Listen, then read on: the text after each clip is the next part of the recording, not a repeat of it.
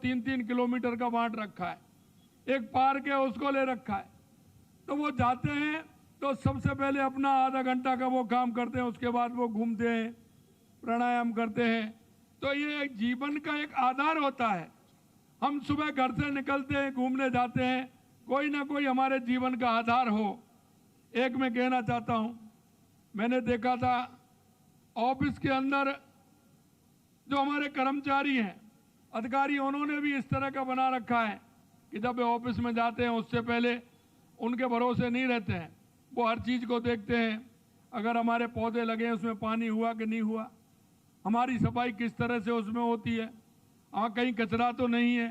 ये मन के अंदर होना चाहिए, और जब ये मन के अंदर होगा तो निश्चित रूप से सफाई होगी, और सफाई होगी तो हमारा स्वास्थ्य भी ठीक प्रकार से रहेगा।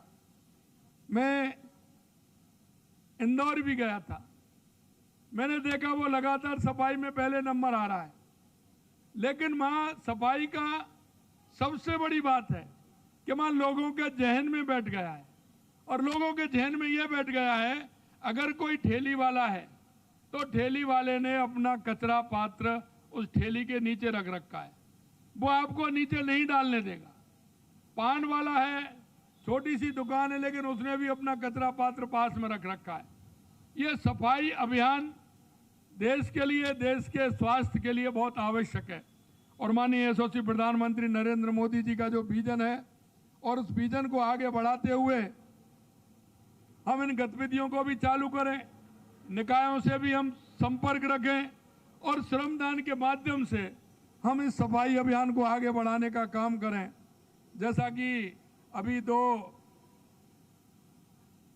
इन्होंने जिस तरह से लॉन्च किए हैं कि हम कचरे को भी 4 तरह से इकट्ठा करके हम उसको निकालें, ये आदत में हो जाता है।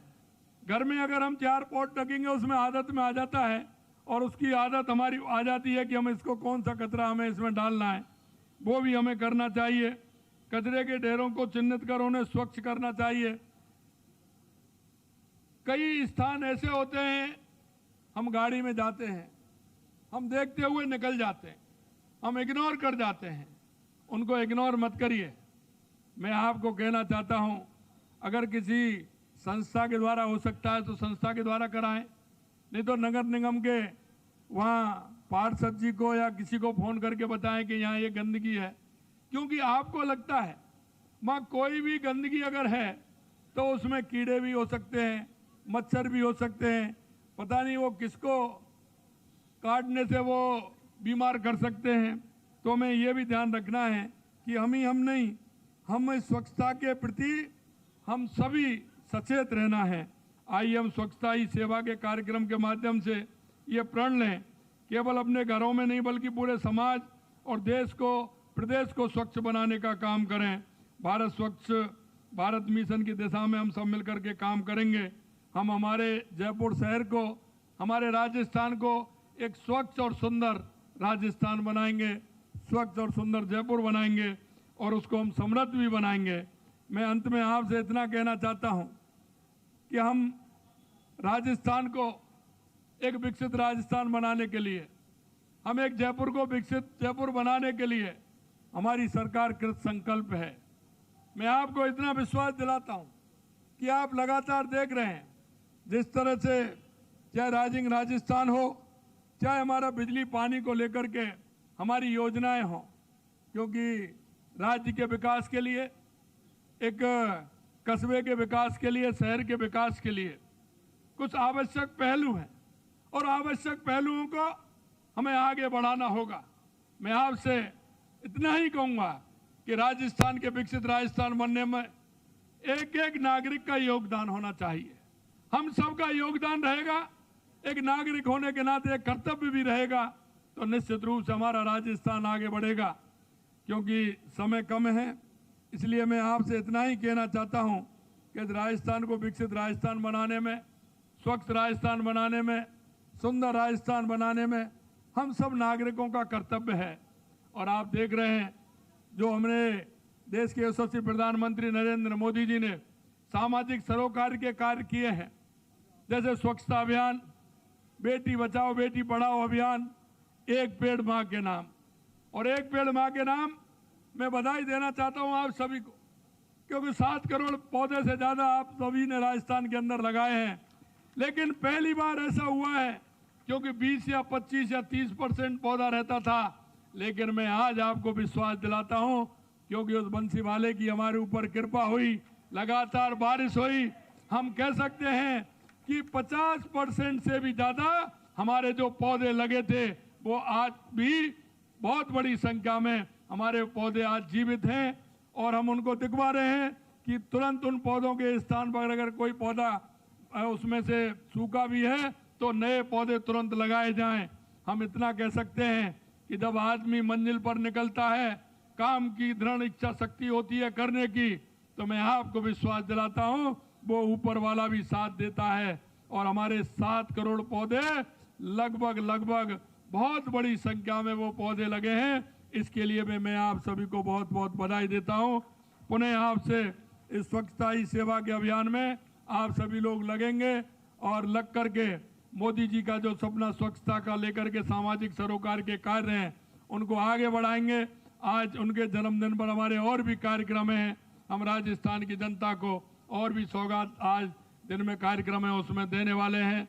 आप सभी इतनी बड़ी संख्या में इस कार्यक्रम में आए हैं। आप यहाँ तो आए, लेकिन अपने मोहल्ले में, अपने घर के आगे, अपने पार्क में, अपने रोड पर हमेशा हम सफाई का ध्यान रखें। इस आशा और विश्वास के साथ आप सभी को बहुत बहुत धन्यवाद। नमस्कार, जय हिंद, जय भारत, जय राजस्थान। बहुत बहुत धन्यवाद माननीय मुख्यमंत्री महोदय, आपने अपने उद्बोधन से हम सभी को अनुग्रहित किया। एक बार फिर से पुनः पुरजोर तालियों की गूंज से हम माननीय मुख्यमंत्री महोदय का धन्यवाद देना चाहेंगे। विश्व कीर्तिमान के लिए सभी जयपुर वासियों को भी शुभकामनाएं। और अब आगामी कार्यक्रम, जैसे कि आज पूरे दिन है, तो मैं माननीय मुख्यमंत्री महोदय एवं सम्मानित मंच से निवेदन करूंगी कि आप सर्वप्रथम यहाँ पर हस्ताक्षर करें, जहाँ पर सभी शपथ के बाद हस्ताक्षर करके इस बात के लिए प्रमाणिकता दे रहे हैं कि स्वच्छता ही सेवा है। उसके बाद आप पौधारोपण करें। मैं निवेदन करूंगी माननीय मुख्यमंत्री महोदय से, सांसद महोदया से, मंजू शर्मा जी, और साथ ही मैं माननीय रामचरण बोरा जी, श्री कालीचरण सराफ जी, डॉक्टर गोपाल शर्मा जी, डॉक्टर सौम्या गुर्जर जी, पुनीत कर्नावत जी, और सम्मानित मंच से मेरा आग्रह कि आप सब हमारे बीच इस हस्ताक्षर की कड़ी को आगे बढ़ाते हुए माननीय मुख्यमंत्री महोदय के कर्तव्यों के द्वारा एक पेड़ देश के नाम की इस कड़ी में पर्यावरण की इस कड़ी को आगे बढ़ाने के लिए तत्पर। तो मुख्यमंत्री भजनलाल शर्मा को आपने सुना। आज देश के प्रधानमंत्री नरेंद्र मोदी का जन्मदिवस है और ऐसे में पूरे देश भर में आज से स्वच्छता पखवाड़ा, स्वच्छता ही सेवा पखवाड़ा का आगाज हुआ है। और इसी के तहत आज पूरे देश भर में कई कार्यक्रम होने हैं और ऐसे में प्रदेश भर में भी कार्यक्रमों की शुरुआत जो है वो हो चुकी है। आपने तस्वीरें यहाँ पर देखी।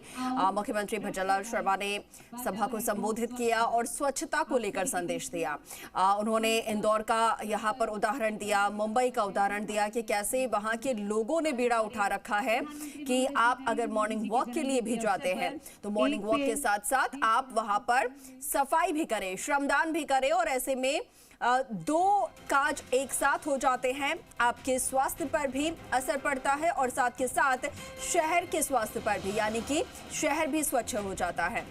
और अगर हमारे आसपास का वातावरण स्वच्छ रहता है तो अपने आप हमारा शरीर स्वस्थ रहेगा। ये एक महत्वपूर्ण संदेश मुख्यमंत्री भजनलाल शर्मा ने दिया। उन्होंने कहा कि एग्जाम्पल दिया कि मैं मुंबई गया था और वहाँ पर भी मैंने देखा कि जो लोग हैं उन्होंने अपनी अपनी सोसाइटीज़ बना रखी हैं और वो सोसाइटीज़ जब सुबह मॉर्निंग वॉक के लिए निकलती हैं तो एक साथ श्रमदान करती हैं, सफाई करती हैं और ऐसा ही हमें भी करना चाहिए।